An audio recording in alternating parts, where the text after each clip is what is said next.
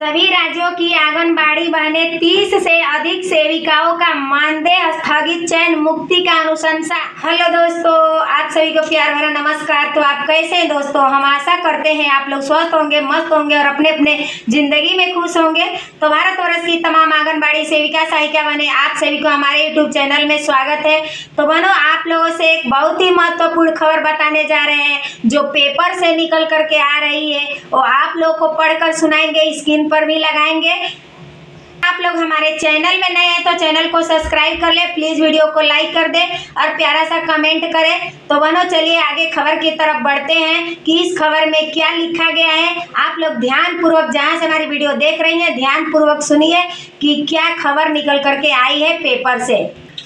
तो चलिए आप लोगों को पढ़ करके सुनाते हैं। बाल विकास परियोजना पदाधिकारी किरण कुमारी ने आंगनबाड़ी केंद्र संचालन में माननीय और भारी अनियमित के आधार पर प्रखंड की 30 से अधिक सेविकाओं के स्पष्टीकरण मांगा है। सीडीपीओ ने एक एफआरएस नहीं करने के संबंध में सेविकाओं को स्पष्टीकरण मांगने के साथ ही टीएचआर राशि की वसूली और तत्काल प्रभाव से मानदेय स्थगित करते चयन मुक्ति की भी अनुशंसा कर दी है।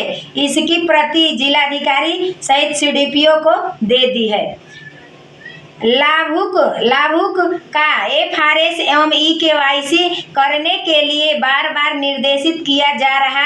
इसके बावजूद उक्त केंद्रों की सेविकाओं द्वारा 20 लाभार्थियों से भी कम का ईकेवाईसी किया गया है। ईकेवाईसी नहीं करने के कारण में टीएचआर वितरण में पारदर्शिता नहीं आ रही है। इससे ऐसा प्रतीत होता है कि योग्य लाभुक को टीएचआर वितरण नहीं कर रही इनके राशि का गमन किया जा रहा है। यह सेविकाओं के निर्धारित कर्तव्य में घोर अनियमितता बरती जा रही है।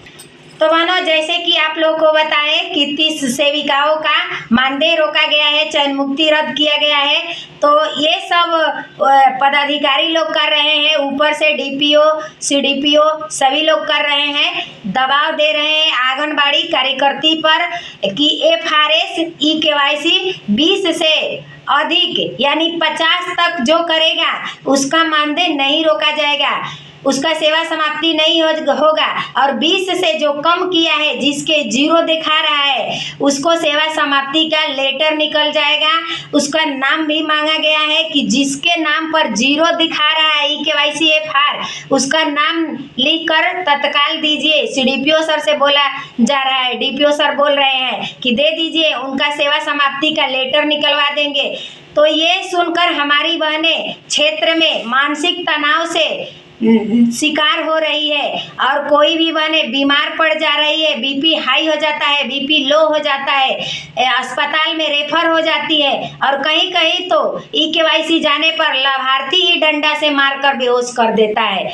तो बताइए इसके आगे क्या चारा चलने वाला है? वो ऊपर से दबाव आ रहा है, बिना संसाधन के काम करो, ऑनलाइन काम करो, ऑनलाइन के लिए कुछ व्यवस्था नहीं मिल रहा है आंगनबाड़ी बहनों को, और ऊपर से दबाव को दबाव पड़ रहा है कि काम जल्द से जल्द करो, नहीं तो आप लोगों का मानदेय रोक दिया जाएगा, सेवा समाप्ति कर दिया जाएगा, चयन मुक्ति कर दिया जाएगा। तो ये सब दबाव आ रहा है और जिस बहने उस मानसिक तनाव से, पीड़ा से, कितने बहने हमारी मौत से गुजर गई, तो उनका जिम्मेदार कौन होगा? तो बहनों, आप लोगों से बता दे कि हम लोग आंगनबाड़ी बहनों पर खुलेआम धमकियां आ रहा है, डीपीओ सर दे रहे हैं, सीडीपीओ सर दे रहे हैं, खुलेआम धमकी आ रहा है कि आप नहीं करोगी तो आपका सेवा समाप्त किया जाएगा, आपके नौकरी चयन रद्द किया जाएगा।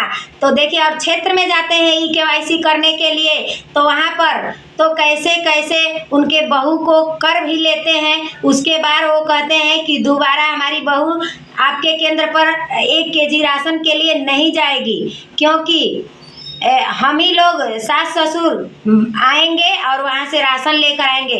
तो ऐसे कैसे चलेगा? एक तो बिना संसाधन के हम लोग कर रहे हैं काम, अपने अपने बेटा के मोबाइल से, अपने पति के मोबाइल से। हम लोग के तो पास ना तो रिचार्ज का पैसा आ रहा है, ना तो मोबाइल मिल रहा है, ना तो अच्छा खासा सैलरी मिल रहा है कि उस सैलरी से हम मोबाइल खरीद ले।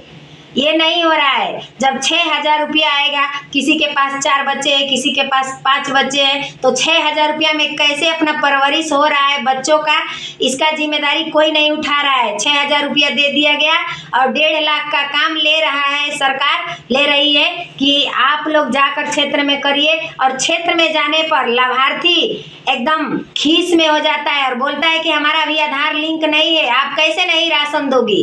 ये सिस्टम कोटा पर क्यों नहीं लगा हुआ है, सिर्फ आंगनबाड़ी केंद्र पर लगा हुआ है। यही सिस्टम कोटा पर भी लगना चाहिए। वहाँ तो किसी भी व्यक्ति जाता है, कोई भी व्यक्ति जाता है तो राशन ले करके फिंगरप्रिंट से चला आता है। और आपका नियम चेंज हो गया है कि जिसका आधार वही जाएगा।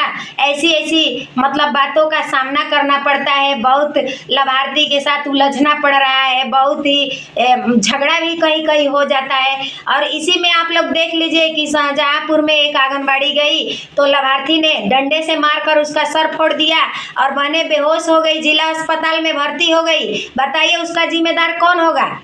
ये सरकार का नियम है, इसके लिए नियम कोई गलत नहीं है, नियम सही है। लेकिन इसके लिए सरकार को चाहिए कि गांव-गांव में कैंप लगा करके और सभी को जागरूकता फैलाए, ताकि अधिकारी लोग भी आए, उसमें शामिल होकर के आंगनबाड़ियों के साथ सपोर्ट करें, ताकि सबको जागरूकता मिल जाए, जानकारी हो जाए कि नहीं हमको KYC कराना है, हमको आधार लिंक मोबाइल में ज़रूर कराना है। किसी के घर जाते हैं, वो बोलती है अभी हमारा लिंक नहीं है, कोई बोलता है हमारा लिंक है तो वो सिम भूल गया है, कहीं खो गया है। मतलब बहुत सारा समस्या आ रही है KYC करने में। और इसी में दवा आ रहा है कि आप लोग नहीं करेंगी तो आप लोग का सेवा समाप्त हो जाएगा, आप लोग का मानदेय रोक दिया जाएगा।